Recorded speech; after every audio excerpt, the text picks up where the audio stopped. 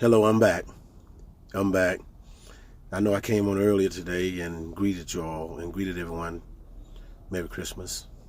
It's a great and joyous moment in time where families and people can come together in unity and celebrate the symbolic birth of Jesus being born, which meant that by him being born, he was our Savior, meaning that once where we were once separated from him because of him giving himself a ransom, he was able to bring us back into fellowship and righteousness wherein we can live eternity with God. In other words, also we could have a relationship with God. We could communicate with God through Christ. And so this is the reason for the season that we celebrate and that we come together. This is the purpose. It's about Jesus. This is the total purpose. It's about Jesus, not mom and dad or whatever, but the total purpose is about Jesus. But also, I would like to say this too. Also, there are many people that are happy and that are celebrating this day, but also the spirit of depression and suicide does exist.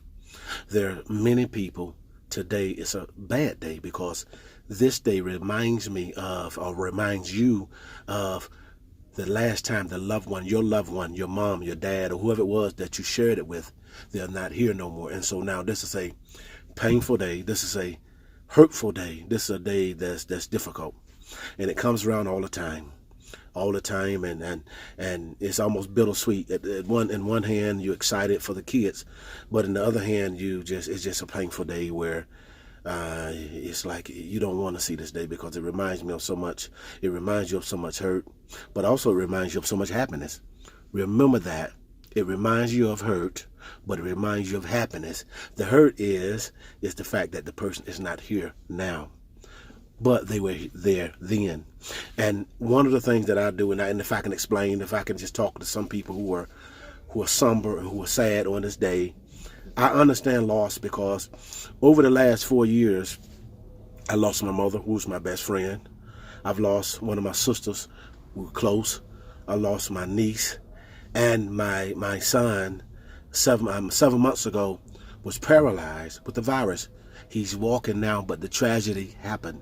So over the last 4 years, and so I've been thinking to myself, what's happening?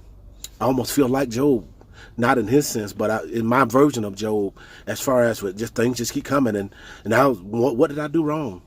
What did I say wrong? And it wasn't nothing that I did wrong or said wrong. It was the fact that I love God, and God wanted to prove to the devil and to prove his faith in me, to make me grow, to make me stronger, and to make me wiser, to make him brag on him. And this is why God does what he does. But for those of you that are you're having a bad day, it's a tough time. You know, people just don't understand, and God understands. God is a mother to the motherless and a father to the fatherless. But one of the things that I do, one of the things that will never die, because these holidays come around all the time with my mother, they will never die because those moments will never die. Yeah, it's a sad day in some sense, but it's a joyous in another sense. But this day will always exist. My mother will always exist. The people that I love will always exist because they exist in me. And those moments that we shared, they were building blocks. And so when I look at my mother and my family and the people that I love that went on to be with the Lord, in particular my mother, I'm 51 now. She passed away. God took her when I was 47. The way I look at things is that I appreciate and I thank God for the 47 years that I did have. I can't change what I can't change, but I can appreciate what I do have, and that is our time we shared. That can't be taken away. Now, physically, she's not here, but she's in my heart. The moments are in my heart. This is how you have to look at things. You have to look at it. Another thing is that I told my mother that I would fulfill my maximum for God. And so in me doing God's will, I know without a shadow of a doubt, my mother's proud of me because of fulfilling my will and God's will for my life. And also it's making her happy because she wanted me to. And so the people that are gone in your life, they may be gone, but remember their wishes, their desires. Will they want you to be sad? Will they want you to be this way forever? Yeah, there's a time for mourning, but also you have to look at it. What were their wishes for you?